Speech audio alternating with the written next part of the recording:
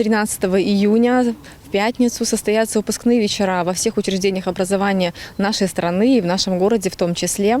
Мы придерживаемся рекомендаций Министерства образования в этой части.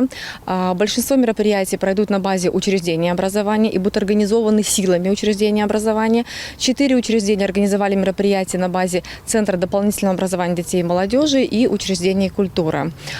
Безусловно, сценарные мероприятия, сценарии праздников будут интересные, содержательные, в основном по принципу 11 лет в моменте. Учитывая, что выпускники 2025 года – это выпускники года Великой Победы, красной нитью через сценарий, безусловно, пройдет тема победы советского народа в годы Великой Отечественной войны.